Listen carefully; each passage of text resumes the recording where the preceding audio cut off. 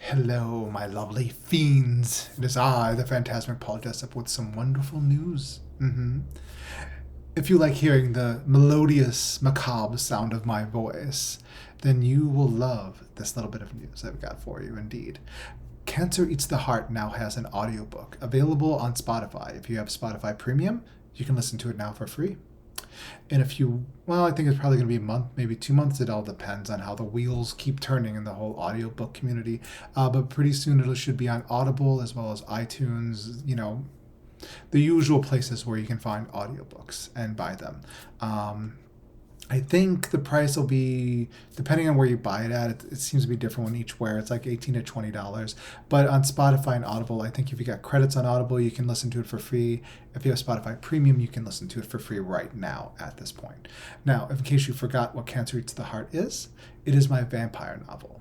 And it's about the dying, the disabled, and the chronically ill turning to vampirism for a cure. And once they do, they start being hunted by these twisted vampire hunters that steal their bones for their dark magic and leave them as puddles of flesh to burn in the sunlight until they die. It's harrowing. It's terrifying. It gets under your skin and lives there. I have multiple sclerosis myself. The main character has multiple sclerosis, and it's about her trying to come to terms with her disability and everything else, and trying not to turn to this dark gift, which she eventually gives in and joins the vampires. And then things just kind of wind out and go off the rails from there. So listen to it on Spotify. You won't be sorry. In fact, you might be sorry if you don't. The other bit of news is I've got a Patreon coming out soon. The Patreon is going to be called The Haunted Library of Hell.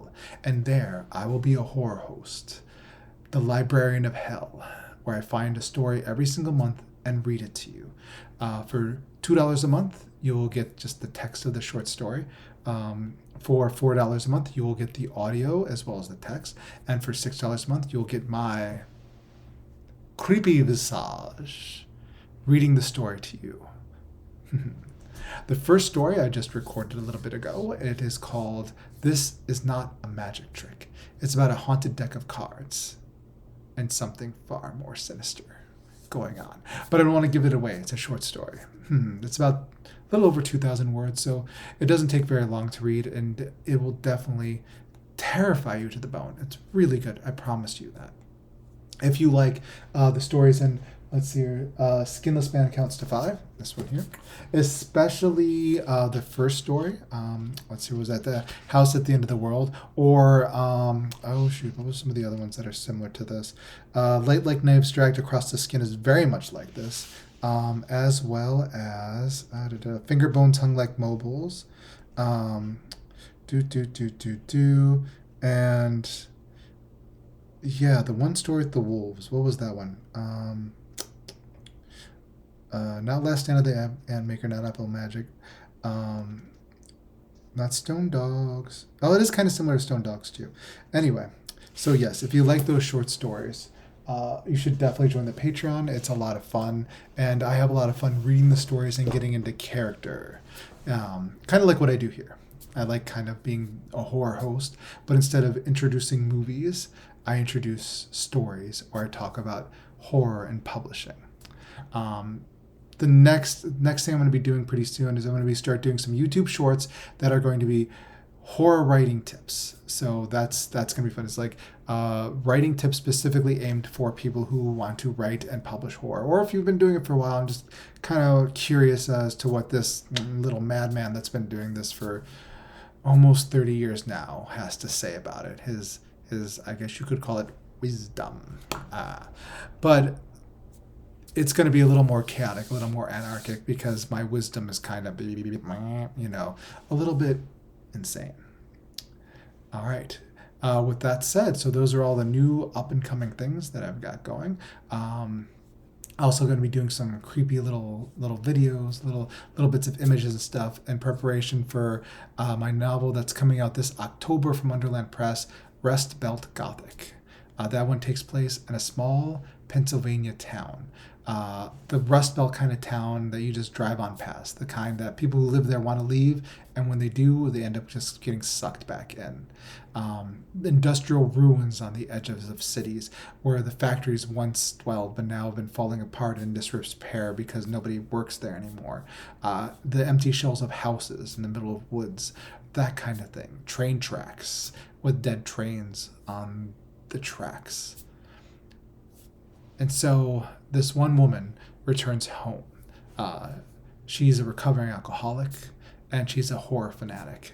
And so she returns back to see her parents because she hasn't heard from them in 3 months. So she's wondering if they're dead or something.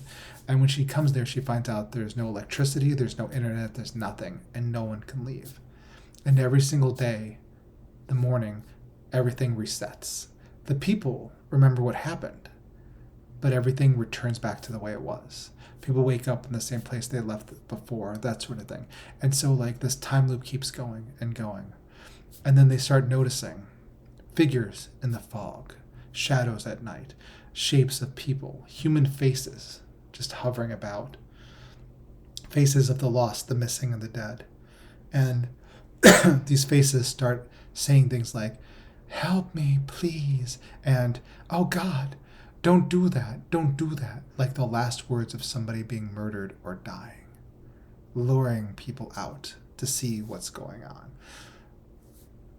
And that's what I'll leave it at that. Just Rust Belt Gothic coming this October. Very scary. It's a creature feature. One of my favorite ones that I've written yet. I mean, it's just bone-chillingly fun.